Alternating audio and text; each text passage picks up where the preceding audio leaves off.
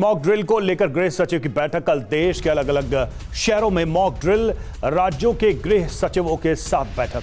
Mock drill की तैयारियों पर चर्चा।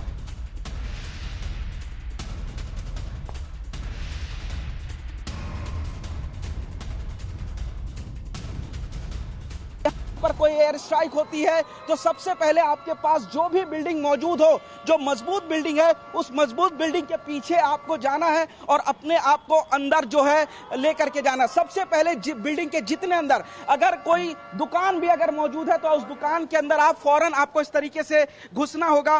सायरन बजता रहेगा और आप इस तरीके से दुकान के जितने अंदर हो सकते हैं अपने आप को सेव करने के लिए जाएंगे। और उसकी वजह यह है कि अगर किसी भी मिसाइल को हवा में ही डैमेज करने की कोशिश की जाती है तो जो भी शार्पनेल्स हैं उसके वो इतने अंदर तक नहीं आएंगे, वो सड़क पर ही डिस्ट्रॉय हो जाएंगे। और उसके बाद जो भी आसपास हर शहर में कोई ना कोई अंडरपास जरूर होता है, सबवे जरूर होता है। तो इस तरीके से हर शहर में सबवे बना होता है और सबवे में काफी तेजी से आपको जाना होता है ताकि, और सबवे के अंदर जाने के बाद जितना अंदर हो सके आप उसके अंदर जाएंगे और ताकि अगर कोई भी शार्पनेस है मिसाइल के तो उनसे अपने आप को बचाया जा सके। एयर स्ट्राइक होती है तो ऐसे में किस तरह से छुपा जाए, खुद को बचाया जाए।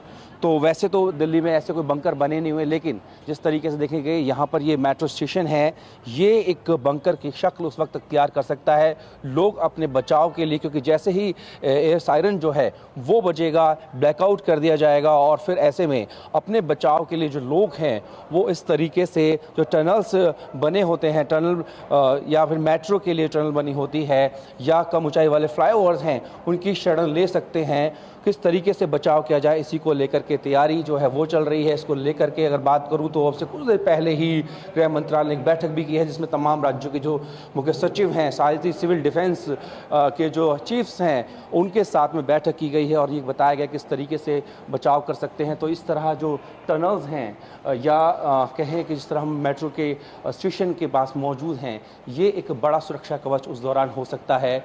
अगर एयर सायरन बजता है तो आसपास के आपके कोई ऐसी जगह इसको चिन्हित कर लीजिए और तुरंत ही बिना समय गंवाए हुए उन पे पहुंचिए।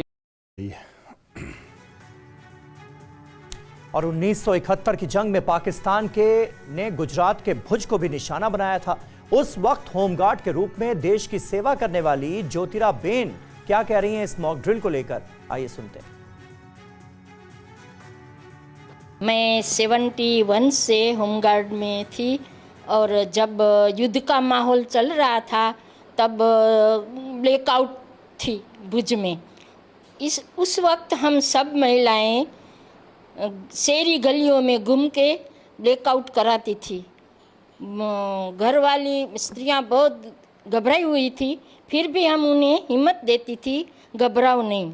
और पाकिस्तान वालों ने ये बमबार्ड किया भुज पर।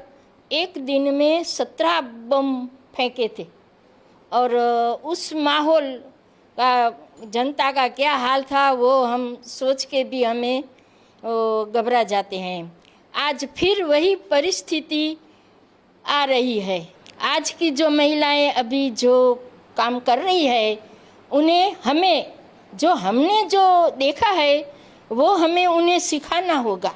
और मुझ में तो ताकत है, मैं इन सब महिलाओं को मैं बताऊंगी कि युद्ध के माहौल में हमने क्या काम किया था। अब आपको हिम्मत जतानी है। और 1971 की जंग में देश की सेवा करने वाली उर्मिला अहिर ने बताया कि जब जंग छिड़ी उस वक्त तो स्कूल में थी और किसी भी तरह देश की सेवा करना चाहती थी। ऐसे में अपनी उम्र बढ़वाकर वो होमगार्ड में शामिल हो गई। और युद्ध का माहौल इतना भयंकर था, जब हमको तब फ़ोन की भी सगवड़ नहीं थी हमारे पास। तब हमारे जो ऑफिस के जो कर्मचारी थे वो हमें बुलाते थे और बोलते थे कि आपको आना पड़ेगा। तो हम 2 किलोमीटर हमारा घर दूर था, पैदल जाते थे ऑफिस में। तो गली गली में जाकर हमको सबको समझाते थे कि डरो मत और डरने से कोई फ़ायदा नहीं है। और गली गली में तब रेत बोलते हैं ना, रेत की बोरियां भर के रखी थी और ड्रम बोलते हैं वैसे सारे जहाँ देखो पानी का ड्रम। और हमको वो हमारे होमगार्ड के जो बड़े कर्मचारी ऑफिसर थे, वो हमको समझाते थे कि ऐसी तरह जाओ, ये बोरी लो, शायद कहीं भी जो बम गिर जाए उस पर बोरी डाल दो।